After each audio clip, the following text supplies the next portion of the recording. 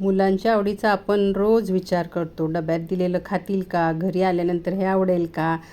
शाळेत जाणाऱ्या मुलांच्या बाबतीत तर प्रत्येक आईला हीच काळजी असते. आज आपण सर्व भाज्याही मुलांच्या पोटात जातील, पौष्टिकही असेल आणि ते आवडीने सुद्धा खातील अशी रेसिपी बनवत आहोत. तर मी गाजर, सिमला मिरची, कोबी, कांदा, फरसबी सगळे असे उभे पातळ कापून घेतलेले आहेत. 1 चमचा तेलावर मीडियम टू हाय फ्लेमवर छान भाजून घ्यायचे आहेत. त्यामध्ये चवीपुरतं मीठ, धनेपूड, काश्मीरी मिरची पावडर टाकून आपण परतून घ्यायचे आहेत. कोथिंबीर टाकायचे आहेत. भाज्या खूप मऊ करायच्या नाहीत, त्याचा क्रंचीनेस ठेवायचा आहे. त्या आपण काढून घ्यायच्या आहेत. त्याच कढईमध्ये 1 चमचा तेल, जिरं, कढीपत्ता, उकडलेले 3-4 बटाटे, धनेपूड, लाल मिरची पावडर, हळद आणि चाट मसाला टाकायचा. या ठिकाणी तुम्हाला आवडत असेल तर पावभाजीचा मसालासुद्धा टाकू शकता.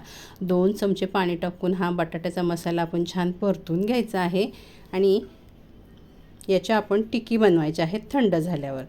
रोजच्या चपातीचं जे पीठ असतं त्याची छोटीशी चपाती लाटून घ्यायची आहे. आतून तेल वगैरे काही लावायचं नाही. अशा 2 चपात्या मी बनवून घेतल्या आहेत. अगदी मुलांना आवडेल अशी रेसिपी आहे. शिवाय अगदी पोटभरीची आहे. शिवाय ज्या भाज्या ते खात नाहीत त्या भाज्या टाकूनसुद्धा आपण त्यांना अगदी आवडेल अशी रेसिपी बनवू शकतो.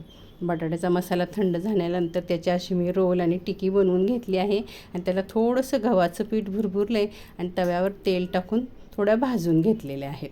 टिकी बनवल्या तर आपल्याला त्या मोडूनच स्टफ करायला लागतात, म्हणून मी असे उभे लांबट आकाराच्या टिकी बनवून घेतल्या आहेत. बनवलेल्या चपातीला कोथिंबीरची चटणी लावली आहे. फक्त कोथिंबीर, मीठ, मिरची, साखर, लिंबू टाकून ही चटणी बनवली आहे. त्यावरच थोडासा टोमॅटो केचप किंवा सॉस लावू शकता तुम्ही. मी सॉस लावला आहे. त्यावर चीज किसलेलं टाकले. भाज्या परतून घेतलेल्या आपण अशा उभ्या टाकायच्या आहेत मधोमध आणि त्यावर टिकी ठेवायची आहे. टिकीवर थोडासा पुन्हा चाट मसाला, चीजवर काळी मिरी पावडर टाकायची आहे. अगदी चटपटीत मस्त आवडीने खातील असा हा मुलांचा लंच होऊ शकतो.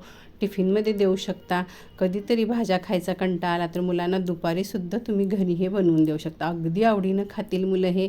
बटर, तूप, तेल जे आवडतं ते लावून अगदी दोन्ही बाजूनी मस्त खरपूस होईपर्यंत आपण हा भाजून घ्यायचा आहे. चवीलासुद्धा छान लागतो. तुमचंसुद्धा पोट भरेल इतका हा पोटभरीचा आहे.